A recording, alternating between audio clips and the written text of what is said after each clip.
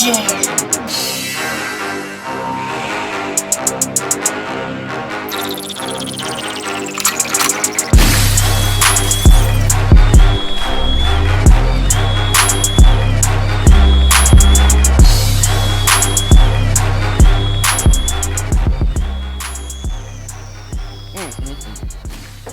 Like I said, tell me I don't have the flyest intro music, y'all. Welcome to another episode of Pierre's Pandering Room. Thank you for season 5. We're in season 5. Thanks for everybody who supports it. The first couple of shows we're not doing reading the comments because we didn't really have any comments been put because we was on hiatus for a while. But for now on, we're gonna start reading some more comments. You know how we do. Normally, we always have a flashy fly guest, and today is no exception. We always bring you the best. This gentleman, I had to bring him on because so many people know him but don't really know him. When I mentioned his name, oh, I know who that is. That's my man. I like him. Oh, yeah. I said, you know what? Let me have a sit down with him so we all get to find out more about him except just from his comedy and his movie appearances. So shout out to my man. He's here, y'all. Give it up for the one and only Mr. Honest John. Yay. Show him some love, y'all. Show him some love. He's here. Thank you for having me. No problem, man. What we do. No, I'm glad you came, man. It's funny. Everybody knows you, but don't know nothing about you. You're like an enigma. Is that the right word? Enigma? Could be that. Close, could be that. Well, you're in the black community, so you could be an enigma. So yeah. So there you go. My enigma. There it is right there. I've known you for years, man. For years on the comedy scene. I came here in '90, and I believe you might have been here before me. When I came to the comedy scene, I seen you up, and I was like, "Who is this white guy up here in a black comedy club?" Because that wasn't normal back then to see a white guy at a black comedy club. And one thing I dug about you too was you were authentically you. You wasn't trying to quote unquote fit in to the hood. I saw you some black places, a lot when I first saw you. So, and I got to know you, love you, man. We did a movie together, and I'm gonna talk about that. But let's talk about just who is Honest John. Where are you from, man? Well, I was born in Maine. Okay. But we moved out of Maine in 1954 down to a little. Damn. 54. 1954, yeah. Okay. At that time, I was 5 years old. Damn. I was born in 1949. Really? Part of the baby boom. Okay. Where all the soldiers came home and just started doing it. Oh yeah, I feel you. Right. Right. So I was the third of 5 kids. Okay. The first mistake. See, my parents planned on having 2 kids, like everybody else. They want to have 2 kids. Right. The traditional thing. But they were Catholics. Oh, well, yeah. So they couldn't use, the only thing that they could use was the rhythm method of birth control, which the old joke used to be, you know what you call people who use rhythm? Parents. Right? Yeah. So they had me and then 2 other kids after that. Mm-hmm.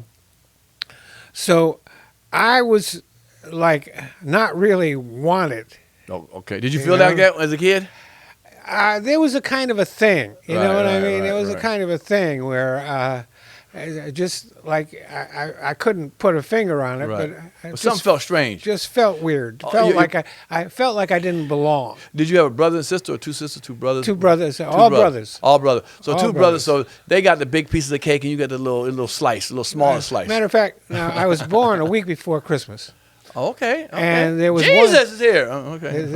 Which you always get screwed when you're born a week before Christmas. That's true. Yeah, gift-wise, yeah. It's like, oh yeah, well we're going to combine your birthday and your Christmas, and instead of getting all kinds of gifts on both days, you get 1 extra gift on Christmas, and maybe not even that. That's just the one they tell you is extra. Right. And so one year they actually just forgot my birthday. What?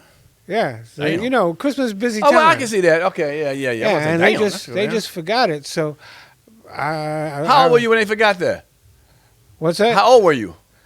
11, 12. That's crushing at that age. Oh yeah. I understand. Well, you weren't 18 or 17, 18. You were still a kid who expected gifts on 2 gifts for 2 different times. Yeah, I felt really bad about it. Right. But, and that's one of the things is that over the years, I don't really pay attention to my birthday or anybody else's birthday. Yeah, right. I didn't get a phone call from Now, you. when you go on Facebook, it says, whose birthdays it is. Right. So people I know, I wish them a happy birthday. But to me, a birthday is no big deal. Because you didn't do nothing. Especially nowadays, which a birthday is, that's a little bit of time, a little bit less time that you've got left. You know what I'm saying? Okay, we look at it like that. But black community, they celebrate for the whole month. Trust and believe it. I know. I don't know what they do in the white community, but in the black community, it's going to be birthday all February if you're born in February. Sometimes when we're doing the black shows, it's like they have the people come up and that are having a birthday, and it isn't just the birthday that day. It's everybody that's had a birthday for. I try to tell you that for that whole month, or sometimes even longer. It's like if it's a month from the show, they're celebrating their birthday. They're up on stage and looking to get whatever prize is being given. Sure. Hell yeah. That's just a. I wonder why the black community does that. I wonder if that's like something goes back to slavery or something like that. Maybe they didn't get enough or something. I don't know why. Because white folks, it's their birthday that day, and that's it. That's it. You better say it. You better say it that day. You celebrate that day, and if you miss it, it's gone. That's it. That's the end of it. Damn.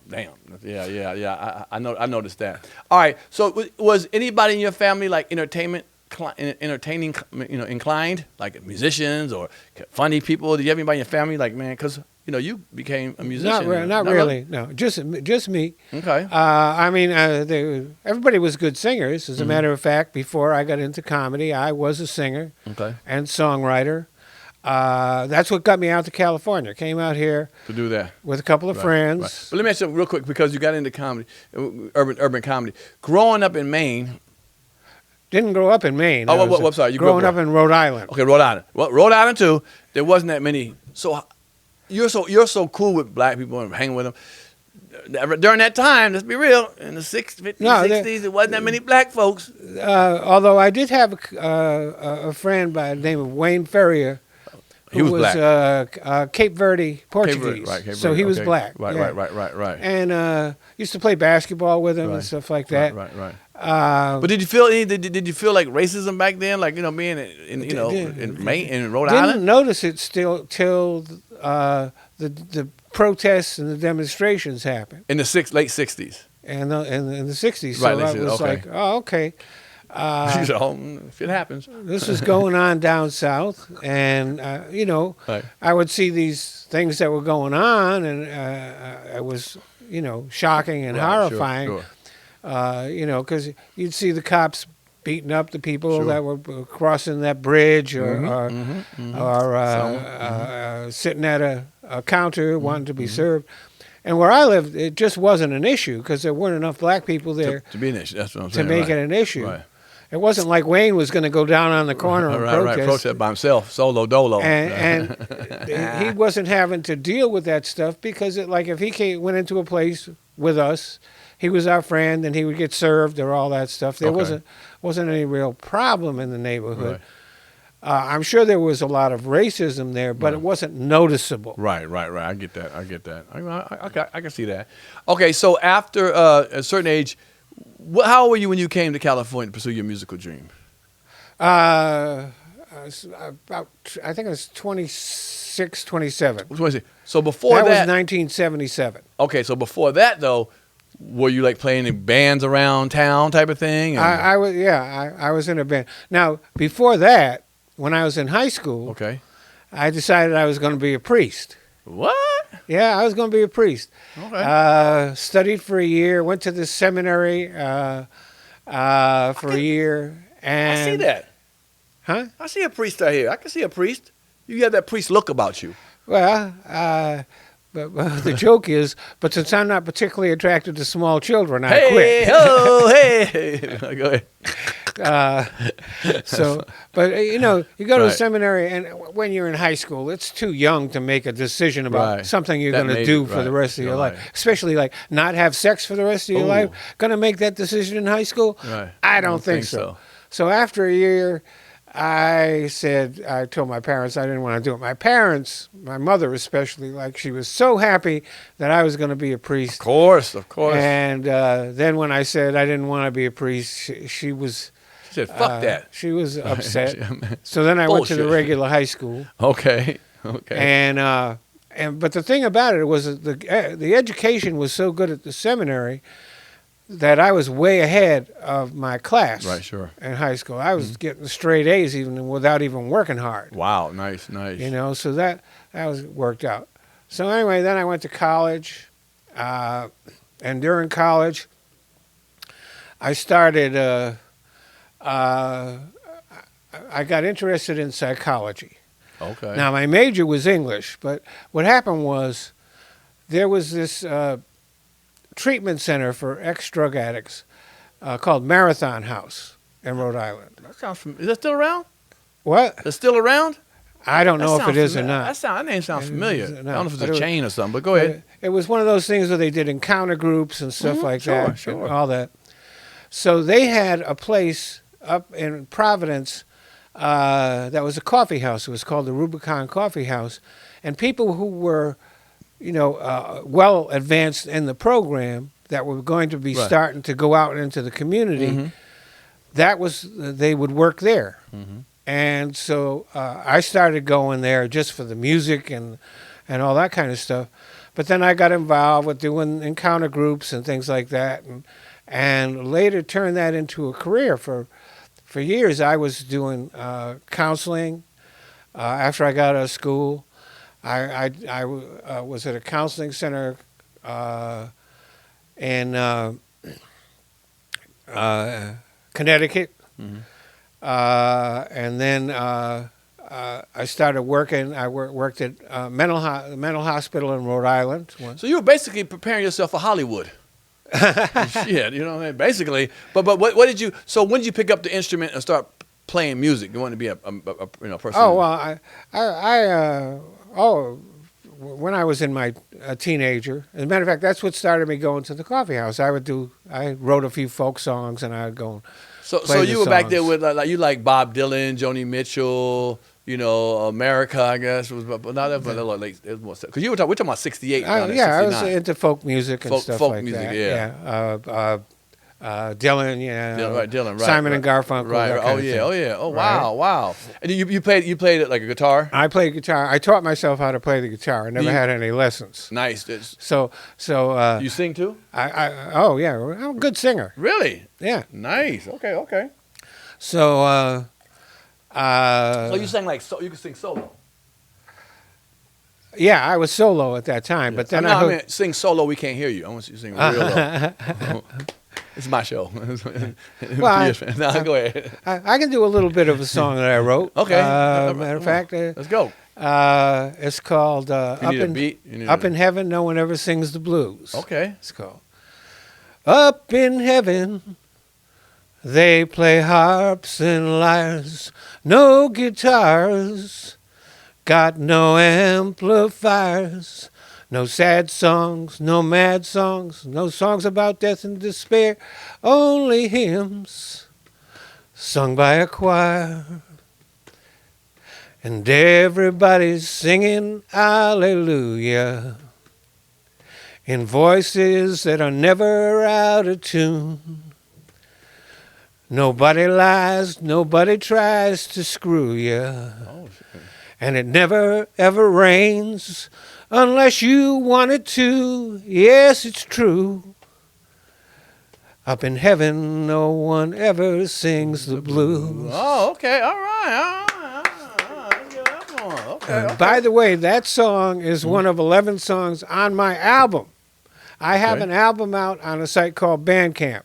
Okay. The name of the album is Jesus Has an AK-47, Songs by Honest John. I think that kind of works together. I like that because most people walk around with AK-47s or some religious nuts sometimes, Yeah, well, a matter of fact, I wrote it back quite a while ago, and it was when there were all these religious cults like the Jim Jones and the guy David Koresh down in Waco, Texas. So it's not a song about actual Jesus. It's a song about all these guys pretending to be Jesus. Who's the other guy from? Remember from Jonestown? What was his name? The guy who got everybody drink the Kool-Aid. Jim Jones. Jim Jones. Jim Jones. Yeah, had everybody drink the Kool-Aid. Yeah. Wow. Okay. So what? So you got your band. You got your guitar. You got your music. You say, you know what? Enough of Rhode Island. I want to go to L.A. So came out here. And did you come out here because you thought this was the place to be and you saw stuff and this brought you? Okay, yeah. so you came out here purposely for your music career. Came out here with my brother. Oh, okay. And a friend of ours, so little 3-piece band. Nice. Doing kind of folky type music. Got out here, and this was 1977. Okay. So that was when punk rock was getting big. So nobody wanted to hear any, Sid Caesar. Matter of fact, so I would. We went around. We got some gigs and stuff like that. In Rhode Island, we were making money all the time. Okay. We were gigging all the time. Got here, there's so many great bands here that we were just unnoticed. But I did get to, because I was technically in a band, I did get to hang out at all the places where the musicians were. Coffee shops and little things like that. And places store. like the Whiskey and Whiskey Go-Go, okay. the Roxy. Starwood. Okay. Matter of fact, there was a guy who owned the Starwood by the name of Eddie Nasrallah, who's called Eddie Nash. Oh my God, I remember him. Yeah, the Laurel Canyon murders. Laurel Canyon, they robbed him, and he said, I actually did cocaine with him. Did you? Yeah. Oh, now, I didn't know him that well, and I'm glad that I didn't, because he did off 5 people. Yeah. Killed everybody. I was part of that scene. Really? That's what John Holmes was in the porno and all that kind of stuff. Right. Yeah, he was the guy that went to the house and left the door open so that the killers could get in. Yeah. Of course, he didn't know that they were going to get killed. He just thought they were going to come there and take their money and do all that. Wow. Turned out this Eddie Nash guy was somebody you didn't mess with. Right. He was a concert promoter and club promoter. Yeah, a lot of stuff he was doing. Yeah, he was doing that. So how did you get into comedy? What drove you into what made you? Okay, so after a couple of years, the other guy we weren't getting anywhere. So the other 2 guys went home. Okay. I stayed out here. I liked it out here. Sure. I was going to stay out here. So for 10 years, I was back in the psych field. I was working at mental hospitals, stuff like that. I went and got a thing called, I went to school at LA Trade Tech and I became a licensed psychiatric technician. Okay. So I was doing that, and I loved it. I loved the job. I loved counseling. I loved feeling like I was helping people and doing all that. But it's the kind of a job that burns you out. I can see that. Everybody bringing problems and stuff. You're dealing with problems all the time. Sure. And of course, when you're working at the state mental hospital, what happens is it's very rare that somebody actually is helped. Right. They're just kind of like stabilized, and then they go back out on the street and they stay there until they get crazy again, and then they're back in the hospital. Right. So it's like, oh, I've had enough of this stuff. Right, sure. So, wow. So I was watching TV one night, and I was thinking, boy, I can't keep this up. When I first started in that field, I loved doing the job, and after a while, it was just a job. And I said, and if that's the way it is, you really can't be effective. Right, sure. So I was watching TV one night, and Evening at the Improv came out. Oh, yeah, I remember that. Right? Mm-hmm. And there was a comic on there. I can't remember his name. I didn't think he was very good. Right, but he was on there. But he was on there. I was like, this guy's on TV. I'm funnier than him. Okay. Next day, got the L.A. Weekly. Remember the L.A. Weekly? Oh, yeah. All the open mics would be in there. So I got the L.A. Weekly, and I started doing open mics, and it actually worked out. The thing about it is a kind of a fate kind of thing is, even before I was interested in doing comedy, the Comedy Store was doing, on weekends, they had a comedy class, free comedy classes, even though I had no plans at all on becoming a comic. It was just a way of improving my social life, meeting people, do that. So I took those comedy classes for about a year. Okay. And then just stopped doing it and forgot all about it. And then, so later on, when I started thinking about doing comedy, I knew how to structure a joke. I knew what a callback was. I knew all the things that I needed to know, so I didn't have to start with a comedy class. I had already done that. Right. Okay. So you're doing comedy, but what brings you to the urban side? Okay. Well, when you're doing comedy, Right. when you first start off, you're Go doing open everywhere. mics. Right, you're everywhere. Doing open mics. Whatever open mic you can do, you do it. And I was, I'm a nice guy. I made a lot of friends, and a lot of the friends that I made just happened to be black. Okay. Well, one of the things that happened was that even though there were other white comics that these guys were friends with, I guess the black comics that I met saw something in me that I didn't realize was there. And they started inviting me out to like the Comedy Act Theater and the Mavericks Flag. Right, the black spots. Urban spots. What is it? Golden Sails down in Long Beach. Golden Townhouse. Golden Tail, right. And so I started doing those clubs. And, like every new comic, you have good nights and bad nights. Sure. So I didn't immediately became a hit, but it didn't take long before I actually started having a following. Right. And people started actually saying, "Come and do this show, and you get $20 and do that." I was like, $20? Okay, I'm there. Come on. Without a doubt. And so then I got noticed by BET. Right. Noticed by but one of the Bob things, Sumner, Def Jam, right? All that. One of the things with black folks, if we see that you come into a place that, especially if you don't seem to be of the ilk of what the crowd is, and you do well, they will definitely embrace you. They, you know what I'm saying? The fans, the people say, "Holy shit!" And one thing I liked about you was you were authentically you all the time. You were a white guy up there saying you're a white guy. Where I've seen some comedians who are white, try to add a little hipness to it. You know what I'm saying? Or try to be a little more down to get the love from the black crowd. Why haven't you never done that before? Because it just wasn't natural for me.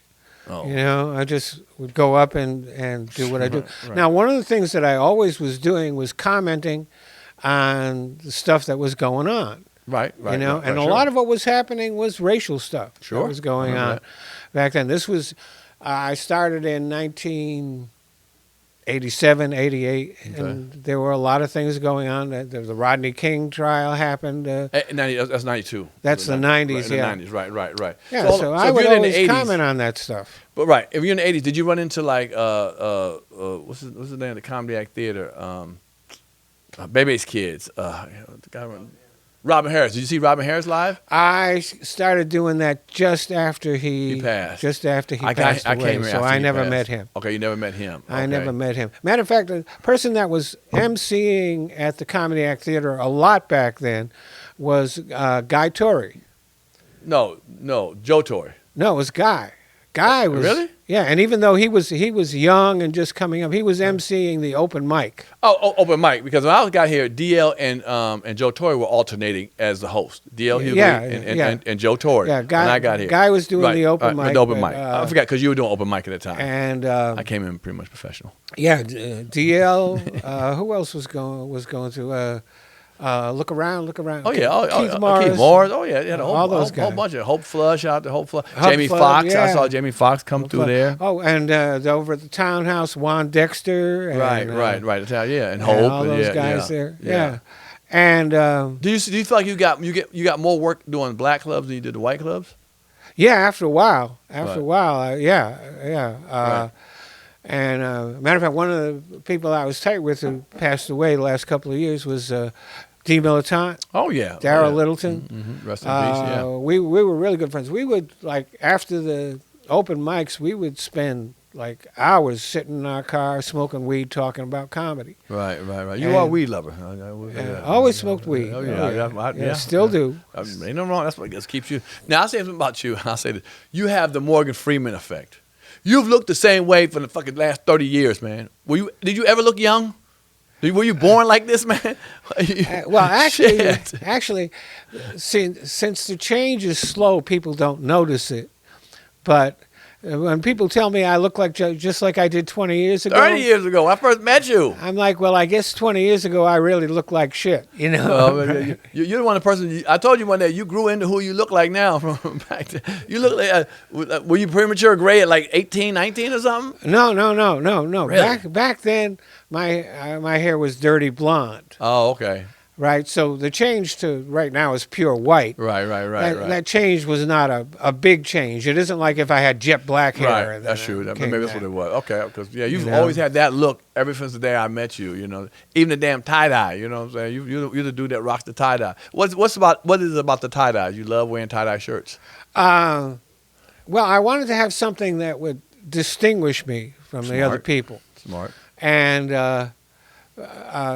like I didn't want to wear a suit or anything like that. That just didn't fit my style. Mm-hmm. Makes sense. So I started wearing the tie dye and a shirt. Right. You start rocking the Grateful Dead look. Yeah, that kind of thing, and it worked. It does. So then you were doing really well around L.A. Then you said Bob something about Def Jam. You did BET first or Def Jam first? BET. So you did BET. That was your first TV appearance? Yeah. Wow. But you know what happened was, I was supposed to do it 2 years earlier. Okay. So I'm all excited. I'm going to do BET, my first television appearance, stuff like that. Told everybody. The day before I was supposed to do it, they called me up and said, "Nah, John, we're putting somebody else in your spot." So I'm crushed. Early 90s. I'm crushed. I felt so terrible, sure. all that stuff. But put my head down, kept going. So I finally did it 2 years later, and thinking about it, I'm like, if I'd have done it then, I probably would have done all right. But I had 2 years to get better. Right. And so by the time I got on TV, I wasn't just ready, I was past ready. Right. So I got on it. You know why they didn't put you in the first first year. And I year. slammed. Right. All right. But you know why they didn't put you the first year? No. Time. I can tell you. It was about 92, right? About 92, 93. Yeah, somewhere around Right. there. There was a lot of racial tension in L.A. They don't want to, come on. White guy, Rodney King happened, all that, OJ, all that stuff was happening. Well, they had Dante. He was he was doing it back then. But he was a real white guy. you bringing it like Dante got little hip. Yeah. You were really you were anti. Yeah. You were the symbol of what black people. So it turned out it was actually, even though I was very disappointed, right. Blessing in disguise. Turned out that I was much better than I would have been. Cool. And so I made a real good impression. As a matter of fact, there was 1 year when BET did a contest, and if you won the contest, you would keep coming back. And I won 2 or 3 of the contests. Gary Owen wound up being the overall winner, and he was supposed to host the next year, but he got a movie and he couldn't host. Okay. So I got 3 or 4 appearances 1 year, and I did it several years in a row of BET, and that actually did more for my career than Def Jam, because when I did Def Jam in '97, it was their last year. Right. Yep. When they did a whole bunch of multiple hosts. And what was happening was, instead of running Def Jam for every week for the season, they alternated it with Sex Bites. So people would tune in to see Def Jam and get Sex Bites and think, oh, well, maybe they're not running. So I didn't get the exposure on Def Jam that other people did because, it wasn't running every Friday night. Right. Wow. Did you get any blowback from anybody? I was wondering that with you. Like, did anybody say, like, did any white people say, that friends of yours, like, what the hell are you doing all that for? Or did black comedians push back against you? I met a couple of white people who had stuff to say, and I was just like, I'm not interested in knowing you. I heard that. And there were, one of the things that the black comics didn't like is like, if I got up and did good, and then one of the black comics got up and did badly, somebody in the audience would always yell, "Bring back the white guy." And they hated that. They hated that. But most of the comics I became pretty good friends with. In addition to, then I did a movie called Beverly Hood. Yeah. No. Hold on. In Beverly Hood, you had everybody in there. Hold on. Lavelle Crawford was in there. Lavelle was in it. Kim Whitley was Kim in Whitley. Buddy Lewis. Shout out to Buddy Lewis for wearing a dress back then. A dress you wore, buddy. And you had Destiny Child. Destiny Child was in that movie. Did you know that? Yeah, they weren't there when I was. Okay, but no, you filmed it with Destiny Child. There. So, and I remember that movie being casted or being made. I remember Beverly Hood from Beverly Hills. What was that like, being around all those people? You had a good part in that too. It was fun. It was a lot of fun. It was a lot of work. I remember Mine was easy. I remember there was one night that we were shooting and we just like went for hours. You know, we shot all night, and then there and since it was low budget, like there was one time when we were shooting out in a park somewhere, and we didn't have any permits or any of that like we were supposed to have. Yeah. Cops showed up. So the producer says, just keep shooting. No matter what, just keep shooting. She took the cops back into this tent, pretended to look through the paperwork for permits. While y'all shooting, come on, let's get it. And and we kept shooting, and gave them, you know, the snacks from the craft services table, gave them coffee and all that stuff, entertained them, kept them busy for a while, and then when we were ready to wrap, somebody went in and said, "Okay, we're done." Right. And we left. I did that in Atlanta too. They came down and started talking to me. I told people, shoot. I went and talked to them on the hill, and I told them I had a friend of mine who works for the film commission. I'm gonna call her, and you know, so I was calling her, and she wouldn't answer her phone. And then Stacy J. She was in your movie. She was in Beverly Hood. Her name was Stacy J. She had a funky ass attitude. She texted me, "I'm in a fucking meet. Don't I want to be like, bitch? I'm in the middle of something too. They about to cut my shit down." But she was funky about it. I was like, oh. But they recognized me enough to be like, because one of the other women said, "Hold on, you're that comedian guy." I was like, "Yeah." She's like, "Look, you got a half hour." Because, you know, some white folks called on us, told us that we were shooting, and, you know, and they ran and got you know, went down there. But they gave us another half hour, you know, like, oof. And we got it done. You know, we got it done. Oh, my God, that was something. But you've been in a lot of hood movies. L.A. Booster, shout out. Matter of fact, I got to tell you, when I met Eddie Murphy. Oh, wow. He came up to me and he said to me, "Honest John, right?" And I said, "Yeah." And he said, "I saw you in the worst movie I've ever seen." And I said, "Oh, you saw Beverly Hood, right?" And he said, "Yeah." Oh. And I said, "Well, I saw you in A Vampire in Brooklyn, so we're even." That's funny. And he laughed. That's yeah, funny. He laughed. He got a kick That's out funny. of it. I'll tell you a quick story, something similar to that. So I got invited on a July 5th or whatever, 4th party. It was over to Johnny Gill's house in Encino. I'm from D.C. A guy who's from D.C. knew it and said, "Let's go." So we went. And we get to it's in Encino. We get to the house, 2 big double doors. I'm like, wow, you know, it's a nice house. Knock on the door, and a guy opens the door, and he looks familiar. He has twist in his hair, and he had black shades on. I was like, that guy looks familiar. He's like, "Come on in, welcome in." So we go, and I'm like, as I'm walking through the house, I'm thinking, I know this guy looks familiar. We go down to the game room. All these guys are there, and, you know, people there. And my friend introduced me. He said, "Yeah, this is my friend Pierre."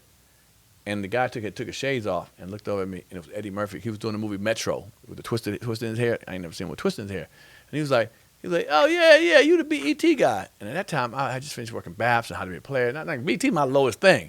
And I was like, yeah, you the best defense guy.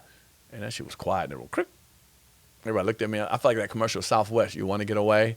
Because, you know, I picked this worst movie, and then he kind of cracked up, and everybody started cracking up. I was like, oh my God, like who am I? Why did I say that? I was trying to be funny, picking my worst thing, BET at the time, because I made movies, and I picked his movie called Best Defense with what I forgot, Dudley Moore movie or whatever. But whatever. So it's funny to say those things, but he was cool about it. But yeah, that rest of that room was quiet as hell, looking at me. Woof.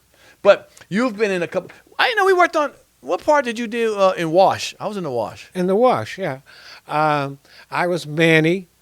I was not working at the car wash. I was in back of the car wash selling different things. One of them was bootleg DVDs. Okay. And my big scene is I get in an argument with Exhibit. Okay. Yep.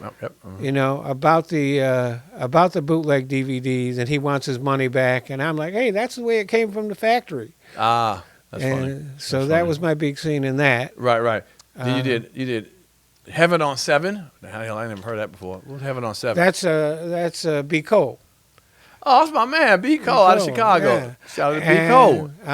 Good actor. Damon Williams director. stars in the movie. And that's recently. It came out recently, right? Within a year or two. Yeah, it took a while. It took a long while. We did it quite a while ago. Yeah. Yeah. So I guess he finally got it on something. On something, I don't right. know. I know I ain't gotten any residual checks on that If it's either. black, you ain't getting residuals. Yeah. Okay. Look. One of the things I wanted to mention. You know who was one of my biggest supporters when I started doing comedy in the black clubs was Paul Mooney.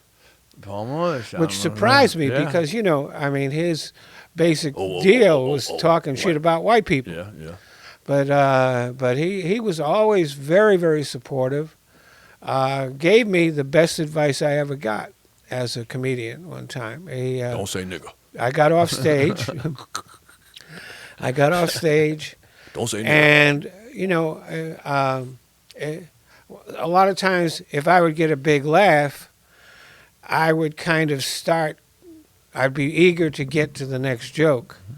And Paul told me, he said, look, John, never step on your laughs. Yeah, there right? you go. And that was great advice. Nigga, don't step on your laughs. Don't do that. L.A. Booster, shout out to Melly Camacho. You're an L.A. Booster. Oh, Boosters, I almost forgot about Boosters that. L.A.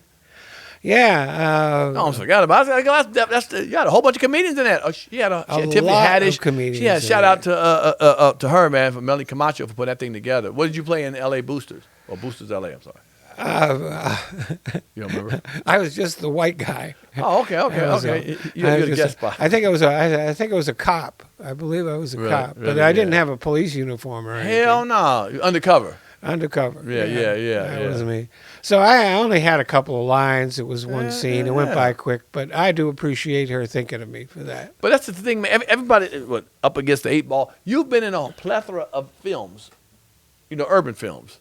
Black folks like you, Honest John. And I like them, so it works out. You ever got some black coochie? Honest. Be honest. I'm interested in all coochie. Oh, okay. But I'm interested, did you have some black one before? Because they say once you go black, you don't go back. That's what they say. Oh, shit, you went back? Was it half black? Shit.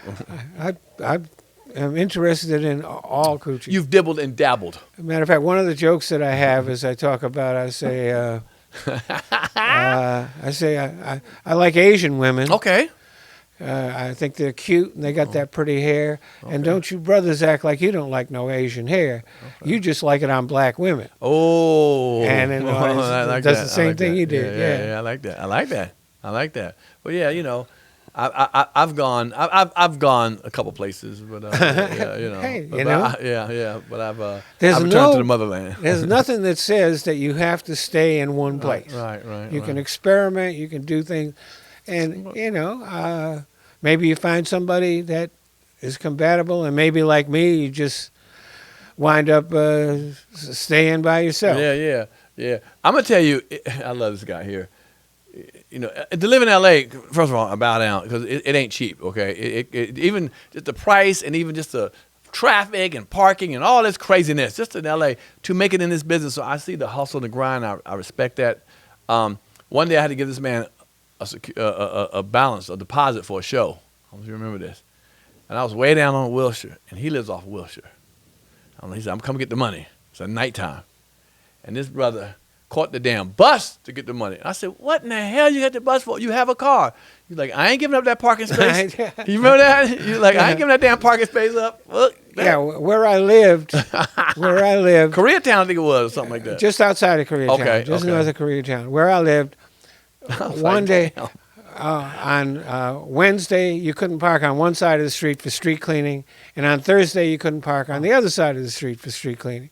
So if I had a spot, and that's why I got myself one of them bus passes. Right. Tap cards. Right. I ain't mad at you. I said, damn. All right, but let me get a couple of things I want to do with you. I do a thing with some of my friends. It's called hoish or broish. Hoish or broish. So when I tell you this, you tell me you think it's like a manly or not manly. Like it was a hoish thing to do or broish. Okay. But you only have 3 seconds, and this is for a grown man, a man over 25 years old. A man, if he participates in this, is that a little hoish or broish? You think you're ready for it? I'm ready. I've asked a couple guys, and again, okay. But you only got 3 seconds to answer. You can't sit there and twirl or anything. Whatever your initial feeling. Hey, no. Oh, okay. All right, here we go. Getting facials. Hoish. Oh, damn. Men shouldn't get their face. I'm not saying they shouldn't or can't, but it's something women do. Hello, L.A. Okay, here we go. It's all good. Okay, then what about, I know we can go with this then. Pedicure, manicure. Hoish. Oh, damn. Okay. Wearing skinny jeans. Broish. Damn. Okay. Skinny jeans and broish with Honest John. What about predominant color in your whole outfit being pink? Hoish. Damn. Okay. Shit. You ain't good. All right. You know what this is? Wearing Chelsea boots. You know the boots come up here and stuff. Ain't long. This is up here, little boots like that. Yeah. I'll go broish. Bro, you go broish? Okay, broish. All right. Eating a pizza with a knife and fork. Stupid. Oh, shit. Okay. But broish, I think. So you say it's okay for a brother to eat with a knife and fork a pizza? Or you grab a pizza and you do it? If they want you, hey, the way to eat a pizza is you pick it up and you eat it. That's the way you do that. Okay. Unless you get one of those deep dish pizzas. Okay, then you should. Which I don't like. Yeah. I don't like them. Yeah. I like the fucking little thin crust. lasagna and shit. Basically, lasagna with some. Okay. Do you know just FaceTiming your homie just to be talking to him? Broish. Are you really? Some guys say that. That's how. I don't need to. What the fuck? I don't need your face for. I know what you look like. We can talk like this. I ain't gotta be like, hey, what's up, Honest? What you up to, brother? You good, man? Everything? The hell? Okay, that's just your opinion. I'm telling you mine. That's just my opinion. All right, yeah, that's awesome. Okay. What about when a man sits down and he crosses his leg, talking to somebody, That's broish. Okay, I do it. Some people think it's hoish, but okay. Okay. Let's see. Even if she asks, let the woman pay on the first date. Broish. Broish. Okay, Yeah. broish. Okay. What about split toe sandals? A man wearing split toe sandals. Hoish. Some of them. Okay, y'all. It's summertime. All right. What about wearing Crocs? You know what Crocs are? Yeah. Hoish also. That's always too. All her boyfriends wear Crocs and shit. She likes that kind of stuff for men. All right. What about? I'm gonna one or two more. You can be in the car by yourself or with your girl, but you knowing the lyrics and singing a female song, like a Beyonce song or some female anthem song. I think that could go either way. I think that could go either way. Hey, if I notice lyrics to a song, I sing it. Whether it's a female first song, and stuff. What the fuck that song is called? Put your hands up. Right. Is that what? Okay, all right. If you know that, all right. Let me see if I got. Okay, here's one more. Last one. If you and your girlfriend kind of dress alike, went out somewhere. Oh, hoish. Damn, hoish. That's quick too, boy. John was quick with that shit. He just said hoish off the rip. All right. Well, that's the hoish broish. I do another thing on my show, which is we play spin the wheel.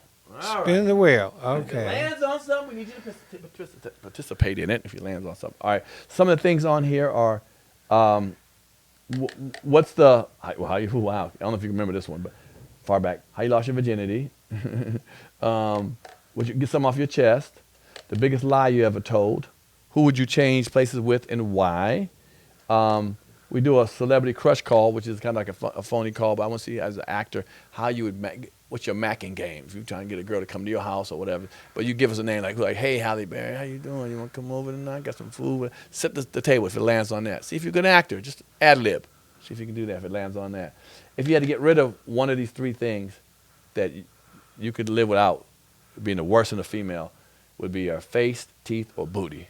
So you let me know and let me know why. But that's pretty much it. Something like that. Or a never told secret. So let's give him a little drum roll. Honest John, just spin it as hard as you can. Give him some spin, a real spin, a manly spin.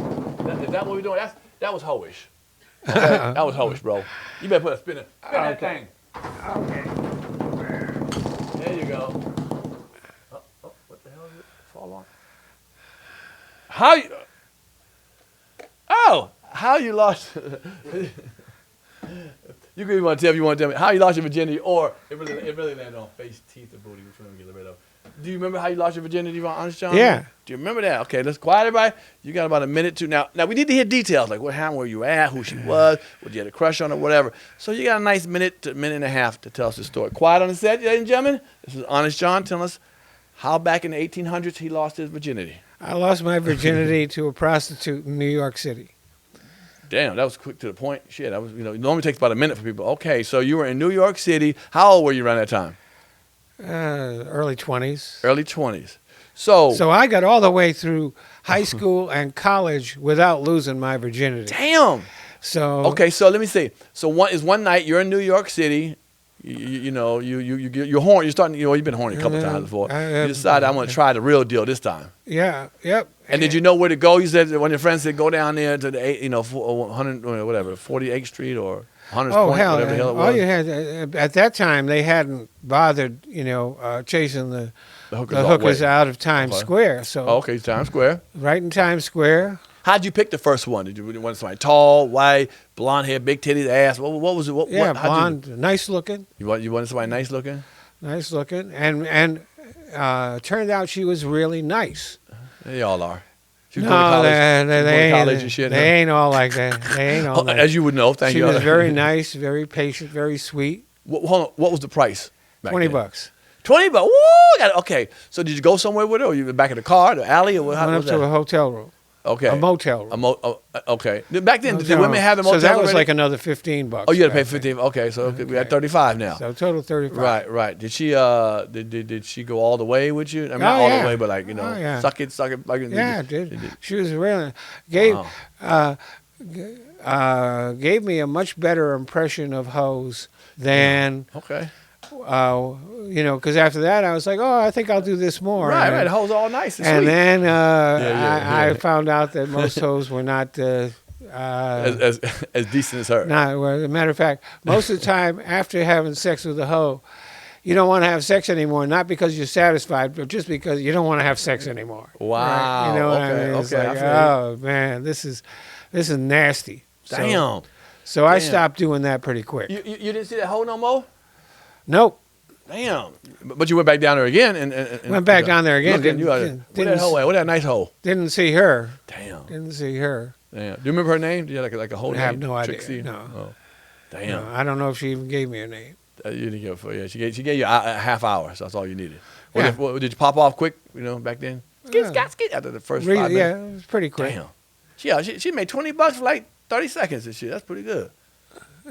Well, it wasn't 30 seconds. Oh, okay. But, It's a little long. Okay, 45 seconds. But the time doesn't matter when you're getting your money's worth. You know what I'm saying? But that is really cool, though, man. Nah, man. I appreciate you coming here, man. A lot of people, they say they didn't have no idea your background. I was telling people, they're like, oh, man, I know Honest John, but I don't know nothing about him. So I'm so happy to be able to have you on my show. And I have gratitude. So I give my guests something. And everybody doesn't do that. Everybody doesn't give people gifts when they come on. Oh, come on. Here, take this gift, and then you got another one here. Two gifts. Yeah, you get a cup with it too. Look, pull out, see what's in there. You drink coffee? Nope. You don't drink coffee? All right. But I drink tea. You drink liquor. Liquor go in there. I drink liquor too. Okay. Well, I know. Okay. Actually, I don't. Look at man, you got an official shirt. Everyone don't. I don't even really sell those shirts, And man. a Panic Room That is T-shirt. and that should fit you, right? What size is A it? large? Or you need a medium? Large will fit me. Large, Yeah. you good? Okay, you're large. That's a Panic Room do rag or rag you put around your head, in case you go to. You better carry that with you. You might be in the hood one day. You might want to throw it around. Hey, Pato, what's up, bro? Him. That book. What that book say? Read that book. Read the title. My 100 Homies and Phonies in Hollywood. Of Hollywood. Woo! That's a lot of homies and phonies I met that were in Hollywood. I'm quite sure you could write a book like that too. Couldn't you? Yeah, I suppose. Yeah, yes, I suppose. Yeah, no, I suppose my ass. You could. You've been around long enough. Because, look, most of the people in show business are nice folks. Sure. Most of them are nice folks. Easy to get along with and all that. But there are plenty of assholes, too. Yeah. I've met my share. There are plenty that... I wonder what that is. Is it the pressure to be successful or make money that people just don't really care what they say or do to get it? Sometimes once people get somewhere, then they get an exaggerated sense of how important they are. But listen, there are thousands of so-called indispensable people in graveyards all around the world, and the world just keeps on going without them. So that's one thing you can't do, is you can't get an exaggerated sense of your own importance. I look at myself as a regular guy with a really good job. That's a good way to look at that. I do too. But people kind of force you into thinking you're more important. Like I used to go to clubs. I was popular at the time. I would go to clubs and I see a long line. I get in the back of the line, waiting to get in. They're like, no, you come in front of everybody. I'm like, I was like, really? Come on, you coming in? And at first I was kind of like, nah, I feel weird, or put me in VIP or whatever. But I had to understand that club. If they'll mention they saw me, guess who's in the club now? Pierre for the movies was there. It heightens the club up. Martin Lawrence was in here. Trish Tucker was in here. Honest John was in here. They won't say it to the Mike Jones or Bob Smith and stuff. Shout out to my boy Mike Jones, comedian. But you know what I'm saying? They don't do that. So I guess you do have a little importance because people say it's cool when that stuff happens. Okay. And I love it when people come up, make a fuss over me or something like that, right? But when you expect it, there you go. Then it could become a problem. There you go. If you're always expecting special treatment, like I know a lot of comics who've gotten in trouble because, like, they'd go to a club, they could have 2 drinks free, but they felt like they should be able to buy drinks all night and have the club pay for them, and the owners, and buy other people drinks. And I know a few comics that got abused this situation. Yeah. They did a show at a club and expected the club to pay for like 20 drinks, and there's wonder why they didn't get invited back. Yep. You've seen the type of person. I've worked with you before. Low maintenance, no problem. Just give you your money, give you the microphone. Yeah, give me money, give me a microphone.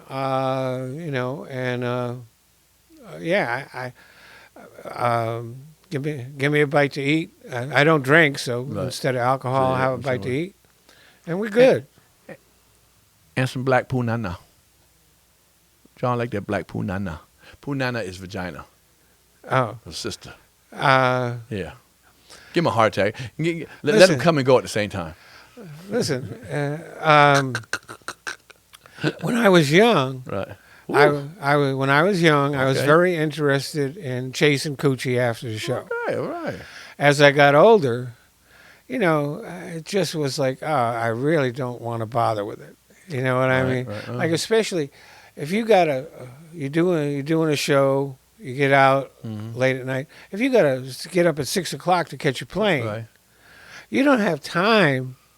But no, the same situation when you were younger, you'd make time. You'd make the time. Oh, okay, so the time ain't changed. But when it's you your get testosterone older, that changed. When you get older, it's just like, oh man. And the last thing I want to do is have to talk to anybody. Oh, Lord. Afterwards, you mean? Before and afterwards. Oh, damn. Okay, right. It's like, okay, I got a 6 o'clock flight. Really? I'm sorry. Right. I ain't having it. One time. Here we go. Juice now. Okay. One time I did a show, and there was an after show. Of course. And this young lady was all over me, right? She was like hugging and biting on my neck and doing all this stuff like that. So I brought her up to the hotel room. Okay, now. So we're in the hotel room. We get butt naked. What? And she says, well, I'm a prostitute, so you have to pay me. And I was like, you should have told me that back at the party. Right. You were acting like you really like me, know. Right. So I just told her to put her clothes back on and send her back home. Damn. Oh no, I ain't gonna give away. You were this close to getting something. I ain't gonna give away my hard-earned gig money on that stuff. That's supposed to come for free. Okay, now I like that. You hear that, ladies? If a man's performing, he did a very good job. You go back to his room. He's supposed to give it. He's supposed to come with the show. That girl had Honest John so close. Yeah, you don't charge. You don't charge. Right. You don't charge. You don't charge for this. Yeah. You don't charge for that. She was being unethical. Damn. Although I don't know if ethical and prostitute actually go together. She wasn't as good as the first one you met. You know what I'm saying? She wasn't nice as Blondie, okay? Well, no, she wasn't. She should have gave her $20. You give out $20. You're just a $20 man. You should have gave her $20. She gave her $20. You already had the hotel. You saved $15 on the hotel. By that time, prices had gone up. She wanted a lot more. No. Inflation. Hell no. You tell the only thing going up is me. Okay. Right. That's it. Nah, man. But I appreciate it. Tell the fans there where they can reach you on social media, man. Okay. On Instagram, it's @RealHonestJohn4. @RealHonestJohn and the number 4. On Twitter, it's @RealHonestJohn. And on Facebook, they made me use my real name, which is John Basinger. It was Honest John at first, but then they went this change and said everybody had to use their real name. Right, Although there are people that still ain't using their real name, but right. they wouldn't let me access my account unless I gave them a real name. It had to happen to me too. That's why I got my last name. I hate that because all my advertisement just says Pierre. But when people look at my Facebook page, on the fly, they put my last name. I tell them, I'm not going to promote that if you use my last name. You wouldn't put Beyonce Knowles is going to come somewhere. Prince Nelson Rogers is coming somewhere. So, no. So, Madonna Ciccone, my only first name, and then I promote the fly. But you put my last name on there, I won't do it. So, from now on, it's always Honest John. Don't put Honest Basinger. John Basinger. John Basinger. I'm sorry, Basinger. Yeah, don't put that on. John, I appreciate you coming, man. Like I said. There's also an Honest John fan page, too. Oh, there it is right there. Yeah. Okay, they got that. I appreciate you coming on, brother. For real. Like I said, you're kind of an enigma, like I told you. Enigma. Remember that. To the fans, they know you. I mean, they've seen you so many times. But it was a pleasure sitting down and talking to you. Is there anything else you want to holler at me about before you leave? No, that's it. That's it. That's all. That's it. Just catch him on the road, man. Y'all support Honest John on the road, y'all. And also keep supporting Pierre's Panic Room. You know how we do. There it is right there.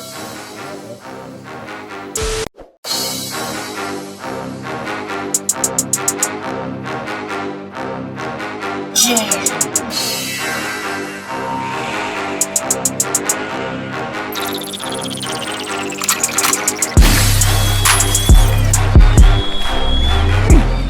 If you like that show, like, subscribe, and comment below. You know, hit the notification bell. Hit the subscribe button, man. We want you around. Appreciate it.